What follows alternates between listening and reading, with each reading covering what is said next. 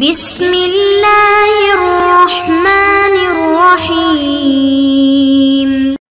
اعوذ باللہ من الشیطان الرجیم، بسم اللہ الرحمن الرحیم۔ عزیز طلباء کرام، السلام علیکم ورحمۃ اللہ وبرکاتہ۔ امید ہے آپ سب خیر و عافیت سے ہوں گے۔ جواہر البلاغہ حصہ اول، سبق نمبر 2۔ جیسا کہ آپ عزیزان جانتے ہیں، جواہر البلاغہ علم بلاغت پر لکھی گئی کتاب ہے۔ یہ کتاب 3 حصوں پر مشتمل ہے: علم معانی، علم بیان اور علم بدیع، یعنی ذیلی 3 علوم پر مشتمل ہے۔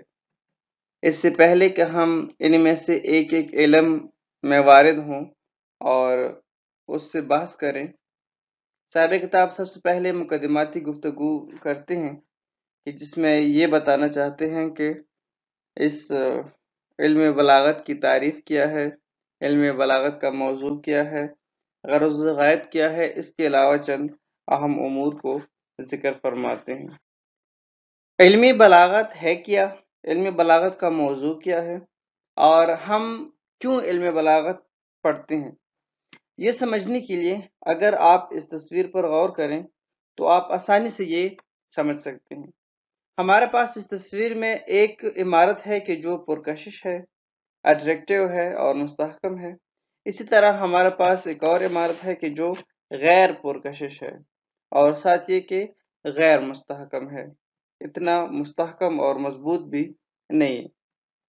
اب یہ بھی عمارت ہے اور یہ دوسرا بھی عمارت ہے، دونوں عمارتیں ہیں، لیکن ان میں سے ایک پرکشش ہے، دوسرا غیر پرکشش ہے۔ ایک متاثر کن ہے، مضبوط ہے، مستحکم ہے، جبکہ دوسرا نہ تو اتنا متاثر کن ہے، نہ مضبوط ہے اور نہ مستحکم ہے۔ ایسا کیوں ہے؟ اب اگر ہم اس چیز کو سمجھیں تو ہم آسانی سے علم بلاغت کو بھی سمجھ سکتے ہیں۔ آپ عزیزان جانتے ہیں کہ عمارت کیسے بنتی ہے۔ سب سے پہلے ہمارے پاس ہوتے ہیں مٹیریل، مختلف قسم کے مواد ہوتے ہیں، ان کو ہم پھر ملا کے ایک عمارت کی صورت دے دیتے ہیں۔ اب ایسا تو نہیں ہے نا کہ کسی بھی مٹیریل کو آپ کہیں پر بھی رکھ دیں تو عمارت بن جاتی ہے، نہیں، کچھ خاص انجینئرنگ کے فارمولے ہیں کہ جن کے بیس پر عمارت بنائی جاتی ہے۔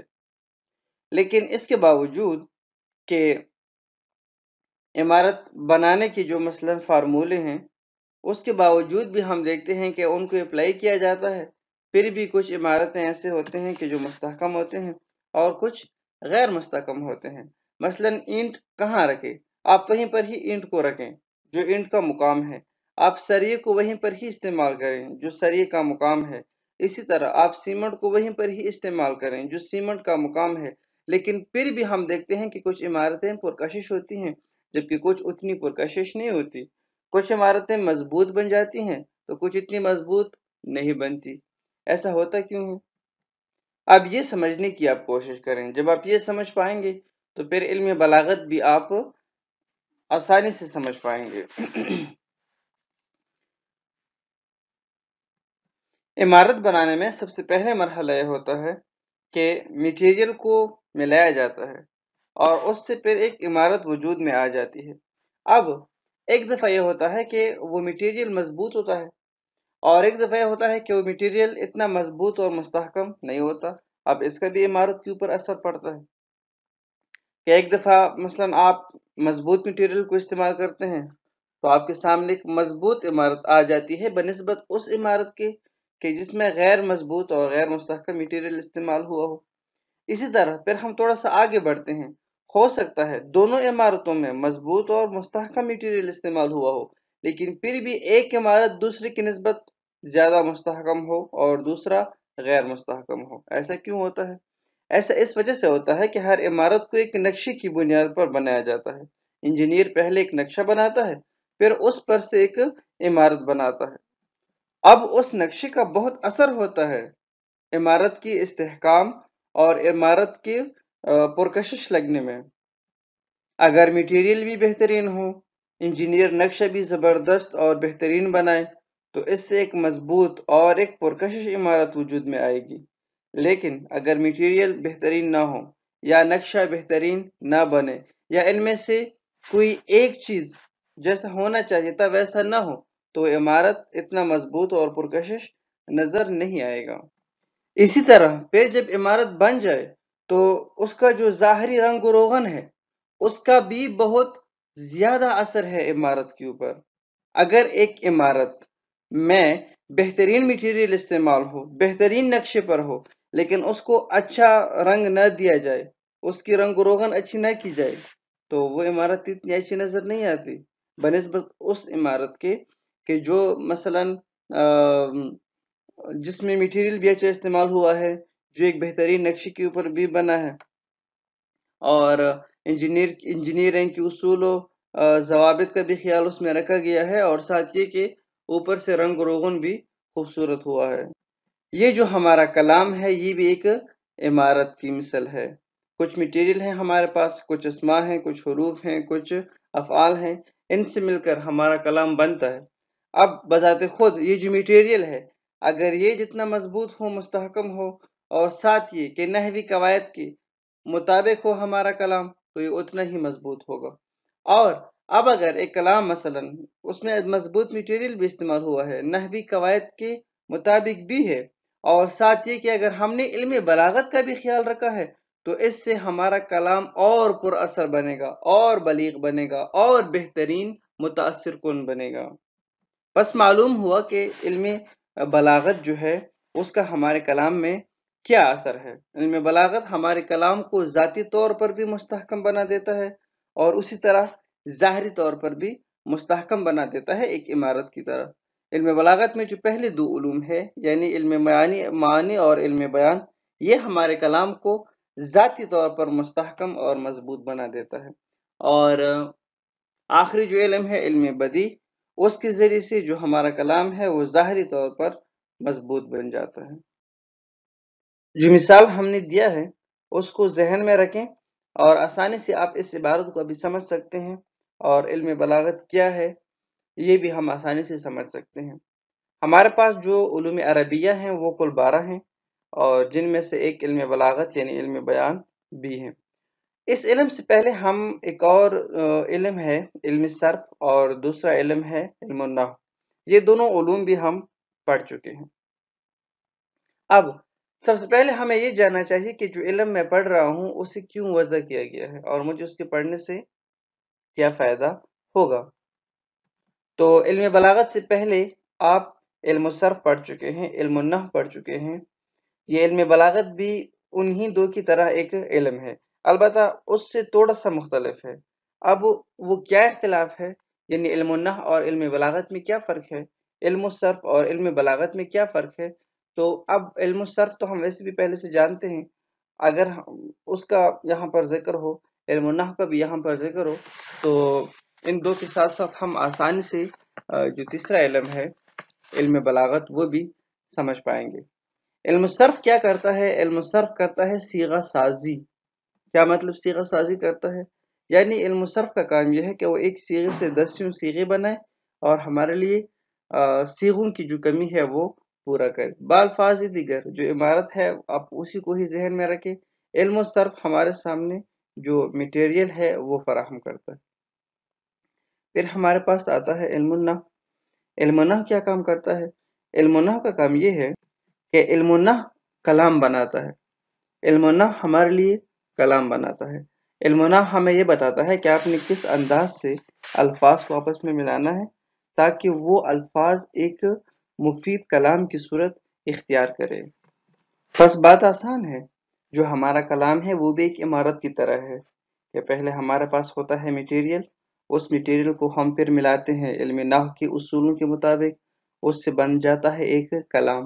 لیکن اب یہاں پر سوال ہے کہ ہمارے پاس بعض کلام ایسے ہیں، بعض جملات ایسے ہوتے ہیں کہ جو پر اثر ہوتے ہیں، اٹریکٹیو ہوتے ہیں، مستحکم ہوتے ہیں، سامنے والے پر اثر کر جاتے ہیں، جبکہ بعض دفعہ کلام ایسا ہوتا ہے کہ جو غیر پر اثر ہوتا ہے، جو اتنا اٹریکٹیو نہیں ہوتا، جو اتنا مزیدار نہیں ہوتا، جو اتنا فصیح و بلیغ نہیں ہوتا۔ تو ایسا کیوں ہوتا ہے؟ یہ کون سا علم ہمیں بتائے گا کہ آپ نے کس طرح سے پر اثر کلام کرنا ہے۔ اب جو غیر پر اثر کلام ہے جو اتنا فصیح و بلیغ نہیں ہے، وہ بھی کلام ہے، اس میں کوئی شک نہیں ہے، لیکن وہ غیر پر اثر کیوں ہے؟ وہ کیا وجوہات ہیں؟ اور جو پر اثر کلام ہے وہ کیوں پر اثر ہے؟ اس کے پر اثر ہونے کی وجوہات کیا ہے؟ تو یہ ہمیں کون بتائے گا؟ یہ ہمیں علم بلاغت بتائے گا، یہ ہمیں علم بیان بتائے گا، یعنی ترکیب الفاظ کی حالت و کیفیت بتانے کے لیے کہ متکلم کیسے الفاظ کو کس انداز سے آپس میں ملائے تاکہ مخاطب آسانی سے سمجھ سکے، یعنی متکلم کے کلام کو فصیح و بلیغ اور پر اثر بنانا، یعنی صیغے بنانا، میٹیریل بنانا علم صرف کا کام ہے، میٹیریل کو ملا کر اس سے کلام بنانا علم نحو کا کام ہے، پھر اس کلام کو پر اثر بنانا، اٹریکٹیو بنانا، یہ کام ہے علم بلاغت کا۔ بات بالکل آسان ہے۔ بس اب تک ہم دو باتیں سمجھ گئے، ایک یہ کہ علم بلاغت کیا ہے۔ علم بلاغت یعنی وہ علم جو ہمارے کلام کو پر اثر بناتا ہے، فصیح و بلیغ بناتا ہے۔ اس کا موضوع کیا ہے؟ اس کا موضوع ہے الفاظ کی حالت و کیفیت کا جاننا۔ جب ہم الفاظ کی حالت و کیفیت کو جان جاتے ہیں تو پھر ہمارے لیے ان الفاظ کو ایک پر اثر کلام کی صورت دینے میں کوئی مشکل نہیں ہوتی۔ اب ہم یہ سمجھیں گے کہ جو علم بلاغت ہے اس کی سیکھنے کا فائدہ کیا ہے، ہمیں اس کی سیکھنے سے کیا ملے گا۔ تو فرماتے ہیں کہ آپ ایک اچھے خطیب بن سکتے ہیں، اسی طرح آپ ایک اچھے فصیح و بلیغ مؤلف بن سکتے ہیں اس علم کی سیکھنے سے، آپ ایک اچھے شاعر بن سکتے ہیں، آپ ایک اچھے استاد، ایک اچھے مدرس بن سکتے ہیں۔ ہاں یہ تو ٹھیک ہے، یہ تو عمومی فائدے ہیں، یہ تو کوئی بھی پڑھے اس کے لیے مفید ہے، لیکن ہم بطور خاص ایک دینی طالب علم ہوتے ہوئے علم بلاغت کیوں پڑھتے ہیں؟ ہمیں کیا فائدہ ہے؟ تو فرماتے ہیں کہ بطور خاص ایک دینی طالب علم ہوتے ہوئے علم بلاغت اس وجہ سے ہم سیکھتے ہیں تاکہ ہم قرآن مجید کی فصاحت و بلاغت، رسول اللہ کے احادیث صلی اللہ علیہ وآلہ وسلم کے احادیث اور ائمہ اہل بیت علیہ السلام سے مروی روایات کی فصاحت و بلاغت کو سمجھ سکیں۔ آپ عزیزان جانتے ہیں کہ پہلے دنیا میں علم بلاغت نامی کوئی علم نہیں تھا، لیکن جب لوگوں نے قرآن مجید کی بلاغت کو دیکھا، رسول خدا صلی اللہ علیہ وآلہ وسلم کے کلام کی بلاغت کو دیکھا، اسی طرح ائمہ اہل بیت علیہ السلام کے کلام کی بلاغت کو دیکھا، تو وہاں سے پھر اس علم کو اخذ کیا گیا۔ قرآن مجید کو دیکھ کر قرآن مجید سے پھر اس علم کو اخذ کیا گیا۔ اگرچہ اس کا مطلب یہ نہیں ہے کہ معاشرے میں لوگ فصیح و بلیغ نہیں تھے تو ضرور، لیکن کون سے اصول و قواعد تھے کہ جس کی بنا پر لوگ فصیح و بلیغ کلام کرتے تھے، ان اصول و قواعد کو پھر بعد میں اخذ کیا گیا۔ قرآن مجید کی فصاحت و بلاغت کو جب لوگوں نے دیکھا تو پھر وہاں غور و خوض کر کے اس میں قرآن مجید میں غور و فکر کر کے اس علم کو وہاں سے لیا گیا۔ علم بلاغت کے جو ہمارے کلام کو پر اثر اور فصیح و بلیغ بنا دیتا ہے، یہ پھر بذات خود 3 علوم پر مشتمل ہے۔ اگرچہ ان میں سے ہر علم سے متعلق ہم تفصیل سے پڑھیں گے، لیکن ابھی ہم مختصراً ان میں سے ہر علم کا تعارف کیے دیتے ہیں۔ ہمارے پاس سب سے پہلے ہے علم معانی۔ فرماتے ہیں کہ یہ علم ایسے قوانین پر مشتمل ہے کہ جن کے ذریعے سے انسان معنی ادا کرنے میں غلطیوں سے بچتا ہے، وہ معنی جو متکلم سامع کے ذہن تک پہنچانا چاہتا ہے تاکہ اس معنی کی ادائیگی میں کوئی غلطی نہ ہو۔ بات بالکل واضح ہے، ہم جو کلام کرتے ہیں، گفتگو کرتے ہیں، وہ ہم اسی لیے ہی کرتے ہیں تاکہ سامع تک کوئی مطلب پہنچائے، کوئی معنی پہنچائے۔ اب اس مطلب پہنچانے میں کوئی غلطی نہ ہو، وہ مطلب ہم ٹھیک طرح پہنچائیں، یہ ہمیں بتائے گا علم معانی۔ اس کے ساتھ ہے علم بیان۔ فرماتے ہیں کہ یہ علم ایسے قوانین پر مشتمل ہے کہ جن کے ذریعے سے انسان کلام میں تاکید معنوی، معنی و مطلب کی پیچیدگی سے بچتا ہے۔ اب یہاں پر علم معانی اور علم بیان میں ایک چھوٹا سا فرق ہے، وہ سمجھنا ضروری ہے۔ یہاں پر لکھا ہوا ہے نا تاکید معنوی سے بچاتا ہے ہمیں، یعنی معنی و مطلب کی پیچیدگی سے۔ کیا مطلب؟ اس کا مطلب یہ ہے کہ کبھی کبھار ہوتا ہے کہ ہم معنی ٹھیک ادا کر رہے ہوتے ہیں لیکن سامنے والا نہیں سمجھ رہا ہوا ہوتا، سامنے والا ہمارے مطلب کو ٹھیک طرح نہیں سمجھ پاتا۔ کیوں؟ وہ مطلب اتنا پیچیدہ ہوتا ہے کہ سامنے والا جو ہے اس کا ذہن ٹھیک طرح اس مطلب کو لے نہیں رہا ہوتا، حالانکہ ہم مطلب ٹھیک بتا رہے ہوتے ہیں، ہم معنی درست بتا رہے ہوتے ہیں، لیکن سامنے والا کیوں نہیں سمجھ پا رہا؟ ہمارا مطلب بہت پیچیدہ ہوتا ہے۔ بس واضح ہو گیا کہ علم معانی میں اور علم بیان میں کیا فرق ہے۔ علم معانی معنی کی ادائیگی میں غلطی نہ ہو ہمیں یہ بتاتا ہے، لیکن علم بیان ہمیں کیا بتاتا ہے کہ درست ہے کبھی کبھار آپ معنی کی ادائیگی میں غلطی نہیں کرتے، ہو سکتا ہے آپ کا کلام معنی کے لحاظ سے درست ہو، آپ نے اس کو درست ادا کیا ہو، لیکن پھر بھی ہو سکتا ہے کہ مخاطب آپ کے کلام کو اچھی طرح نہ سمجھ سکے۔ کیوں؟ ہو سکتا ہے کہ آپ کا کلام بہت پیچیدہ ہو۔ پس معلوم ہوا کہ پر اثر، اٹریکٹیو، فصیح و بلیغ کلام وہ ہوتا ہے کہ ایک تو یہ کہ وہ بالکل درست ہوتا ہے، یعنی جو معنی آپ اس کلام کے ذریعے سے مخاطب تک پہنچانا چاہتے ہیں اس حوالے سے بھی کوئی غلطی نہ ہو، ساتھ یہ کہ وہ کلام پیچیدہ بھی نہ ہو۔ ان دو کے ساتھ ساتھ ایک تیسرا علم ہے علم بدیع۔ فرماتے ہیں یہ علم ایسے قوانین پر مشتمل ہے کہ جن کے ذریعے سے کلام کو ظاہری طور پر خوبصورت بنایا جاتا ہے، یعنی تحسین کلام۔ علم بدیع در حقیقت علم معانی و بیان کا تابع ہے، کیونکہ علم معانی و بیان کے ذریعے سے باطنی طور پر کلام خوبصورت بن جاتا ہے اور علم بدیع کے ذریعے سے ظاہری طور پر کلام خوبصورت بن جاتا ہے۔ بات بالکل واضح ہے، یہ جو پہلے دو علوم ہیں یہ کلام کو مضبوط بنا دیتے ہیں اندر سے، کلام یعنی ذات کلام کو، کلام کی حقیقت کو، اصل کو مضبوط بنا دیتے ہیں۔ علم بدیع کیا کرتا ہے؟ اوپر سے کلام کو رنگ و روغن لگاتا ہے، جس طرح کہ ہم نے عمارت میں کہا نا کہ ایک عمارت کی ذاتی مضبوطی ہے کہ اگر اس میں میٹیریل مضبوط استعمال ہوا ہو اور وہ ایک مضبوط نقشے پر بنا ہو تو وہ عمارت مضبوط ہوگی ذاتاً، اور اوپر سے اگر آپ خوبصورت رنگ دیں تو وہ ظاہری طور پر خوبصورت اور اٹریکٹیو نظر بھی آئے گا۔ تو اس طرح کلام بھی ہے کہ کلام کی بھی دو قسم کے حسن ہیں، ایک اس کا حسن ذاتی ہے کہ جو علم معانی اور علم بیان سے آئے گا، اور دوسرا اس کا حسن ظاہری ہے کہ جو علم بدیع سے آئے گا۔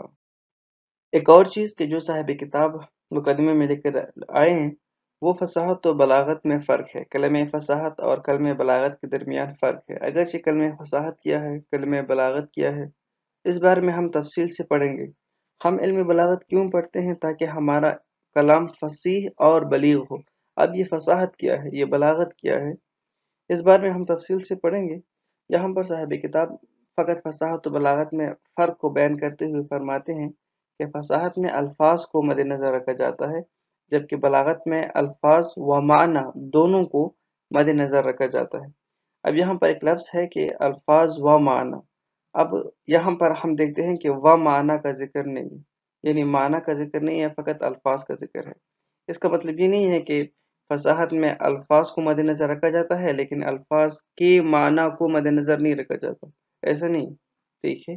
فصاحت میں بھی الفاظ کے معنی کو مد نظر رکھا جاتا ہے، بلاغت میں الفاظ کے معنی کو تو ویسے بھی مد نظر رکھا جاتا ہے، لیکن اس کے ساتھ ساتھ ایک اور معنی کو بھی مد نظر رکھا جاتا ہے۔ کیا مطلب؟ یعنی آپ کا جو مخاطب ہے وہ کس طرح کے معنی کو آسانی سے سمجھ سکتا ہے۔ اگر آپ کا جو کلام ہے وہ بہت ہی فصیح و بلیغ ہے لیکن مخاطب کی سطح کا نہیں ہے تو پھر یہ کلام اس مقام پر فصیح و بلیغ شمار نہ ہوگی۔ مثلا آپ کا کلام بہت فصیح و بلیغ ہے لیکن جو آپ کا مخاطب ہے وہ چھوٹا بچہ ہے، اور آپ کا جو کلام ہے وہ ایم لیول کا ہے، تو ٹھیک ہے آپ کا کلام اپنی جگہ پر فصیح ہے لیکن اس مقام میں یہ بلیغ نہیں ہے۔ کیوں نہیں ہے؟ آپ کے سامنے چھوٹا بچہ ہے، اس کے مطابق گفتگو کرو، اس کے مطابق گفتگو کرو گے تو وہ بلیغ شمار ہوگی، بصورت دیگر نہیں۔ لہٰذا یہاں پر جو معنی کا لفظ ہے نا، اس کا مطلب الفاظ کا معنی نہیں ہے، جملات کا معنی نہیں ہے، یعنی وہ معنی کہ جو مخاطب آپ سے تقاضا کر رہا ہے کہ مجھے سمجھاؤ، تو اب اگر آپ جو معنی پہنچا رہے ہیں، جو کلام آپ کر رہے ہیں، اگر اس کلام کا معنی مخاطب سمجھ رہا ہے تو تب وہ کلام بلیغ ہوگا، بصورت دیگر نہیں۔ اس بارے میں تفصیل سے گفتگو بعد میں آئے گی۔ ایک اور مطلب یہ بتا رہے ہیں کہ اور بدیع کا کلام کے ذات سے کوئی تعلق نہیں ہے، بلکہ یہ ایک امر خارجی و ظاہری ہے۔ لہٰذا ظاہری لحاظ سے اگر کلام خوبصورت ہو لیکن اس میں کوئی معانی و بیان کے قوانین کا خیال نہ رکھا گیا ہو تو ایسے کلام کو نہ فصیح کہا جائے گا اور نہ بلیغ کہا جائے گا۔ کیوں؟ اس کی وجہ یہ ہے کہ بدیع کا کام ہے کلام کو فقط رنگ و روغن دینا، ظاہری لحاظ سے خوبصورت بنانا۔ اگر آپ کا کلام بذات خود خوبصورت نہیں ہے، حسین نہیں ہے، آپ نے معانی اور بیان کا خیال نہیں رکھا تو ظاہری لحاظ سے خوبصورتی کا کوئی فائدہ نہیں ہے۔ بس معلوم ہوا کہ علم معانی و بیان ہی در حقیقت علم بلاغت کے دو حقیقی ارکان ہیں، جبکہ بدیع اس کا تابع ہے۔ یہاں پر یہ بتانا چاہتے ہیں کہ ہمارے پاس جو پہلے دو علوم ہیں یعنی علم معانی اور علم بیان، یہی دو علوم جو ہے حقیقت میں یہی علم بلاغت کے دو حقیقی ارکان ہیں، حقیقت میں یہی علم بلاغت ہے۔ باقی جو علم بدیع ہے یہ ان دونوں کا تابع ہے۔ اگر کسی کلام میں معانی اور بیان کے قوانین کا خیال رکھا گیا ہو، اس کے بعد پھر بدیع کا خیال رکھا گیا ہو تو وہ کلام فصیح و بلیغ شمار ہوگا، لیکن اگر کسی کلام میں معانی اور بیان کے قوانین کا خیال نہ رکھا گیا ہو تو بدیع کے قوانین کا خیال رکھنے کا پھر کوئی فائدہ نہیں ہے۔ والسلام علیکم ورحمۃ اللہ وبرکاتہ۔